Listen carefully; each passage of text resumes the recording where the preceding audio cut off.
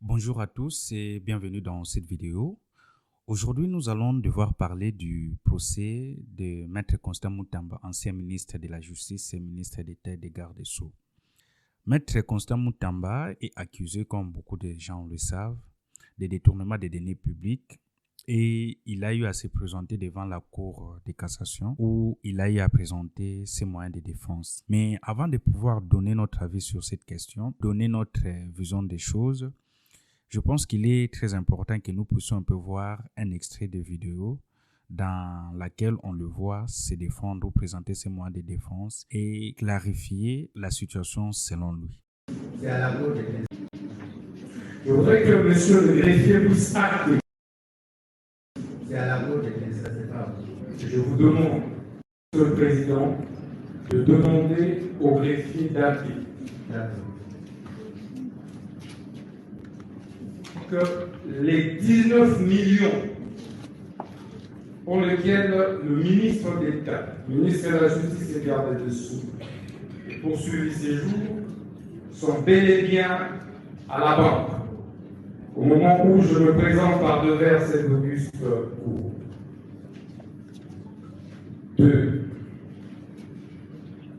Que le ministre d'État, ministre de la Justice et garde des Sceaux, Constant Moutamba, n'a jamais pris un seul dollar.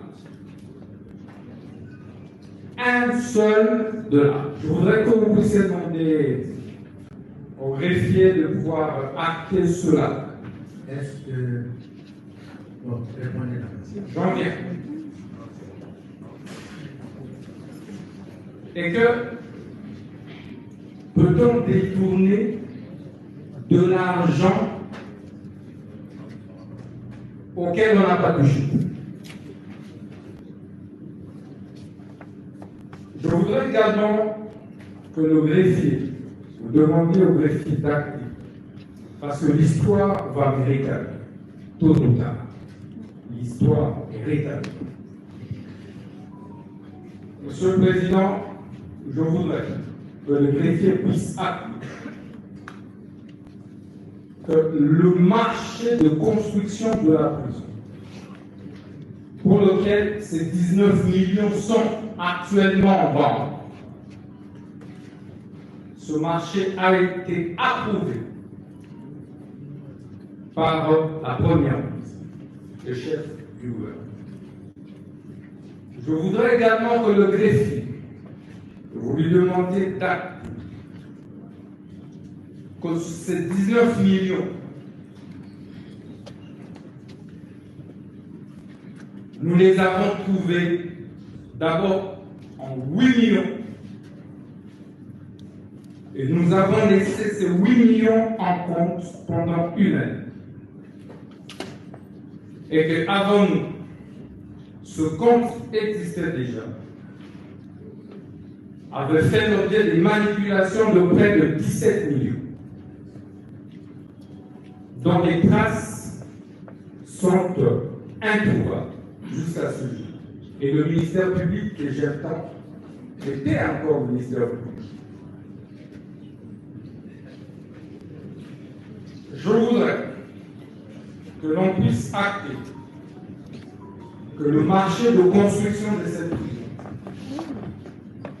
avait été soumis préalablement au Conseil. C'est pourquoi, lorsque je parcours le réquisitoire de notre ministère public, intelligent ministère public,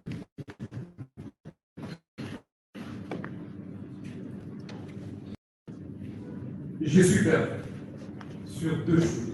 Alors, dans cette vidéo, j'ai pu relever 4 points importants qu'il a eu à présenter comme étant ses moyens de défense, à savoir qu'il a eu à préciser que l'argent n'a pas disparu, que l'argent existe bel et bien dans un compte bancaire et qui est aussi traçable. Deuxièmement, que c'est un procès qui est infondé du fait que l'argent existe bel et bien dans un compte qui est traçable. Et que troisièmement, qu'il se voit être victime d'un procès qui est politique mais aussi injuste. Quatrièmement, le compte bancaire dans lequel est logé cet argent-là, c'est un compte qui préexistait avant même son accession au sein du ministère de la Justice. Par contre, du côté du ministère public, ils ont dit que c'est un compte, du moins dans les réquisitoires pour demander la levée des immunités de Maître Constant Moutamba, ils ont eu à présenter que c'est un compte qui appartiendrait à une société qui a été créée pour cette cause, c'est-à-dire c'est une société qui a été créée pour la construction de la prison de Kisangani. À ce niveau ici, on ne pourra pas parler de la réalisation de la prison puisqu'on était encore au niveau des phases de préparation pour la construction de cette prison. Malheureusement pour lui, là où le ministère public martèle, c'est plus au niveau de la procédure. Et c'est là où moi je plains Maître Constant Moutamba. Pourquoi? Parce que ce n'est pas n'importe qui. Il n'a pas eu à faire n'importe quelles études. Il a eu à faire le droit et de surcroît, c'est un avocat de profession. Alors, dans sa posture, il connaît l'importance de la procédure. Il connaît que la procédure peut annuler une action. La procédure est quelque chose de très important, que ce soit dans l'administration ou sinon dans les actes juridiques. Alors, pour moi, je ne vois pas comment Maître Constant Moutamba, dans sa posture, sachant qu'il est en guerre contre la magistrature, il est en guerre aussi contre certains de ses collègues, parce que si on se rappelle bien de l'épisode qui s'est passé entre Madame la Première ministre Judith Suminwa et lui, dans une salle, dans une conférence où Maître Constant Moutamba annonçait qu'il sentait l'odeur du détournement au sein de la salle. Or, la personnalité publique qui était là, à qui on pourrait naturellement penser c'était la Première ministre Judith Suminwa. Et de là dire qu'on reçoit juste de la validation verbale de la Première ministre quant au procès, parce que c'est ce qui s'était dit, des indiscrétions qui sortaient des premières instructions qui étaient faites pour demander par la suite la levée des immunités du ministre Constant, sachant qu'il a plus ou moins des ennemis presque partout. Alors moi, c'est cette imprudence-là qui m'interpelle beaucoup. C'est cette imprudence-là qui pourrait même le faire paraître comme étant un débutant ou sinon un novice dans la matière, alors que ce n'est pas du tout le cas. Et même là, ce ne sont pas des erreurs que devraient commettre les débutants, parce que normalement, en faisant des passations de marchés publics, si tu as des doutes quelque part sur la procédure, tu es juriste, prends ton temps, lis au moins la procédure, tu sais que non, à tel niveau il faut faire ceci, à tel niveau il faut faire cela. C'est comme ça que l'administration fonctionne.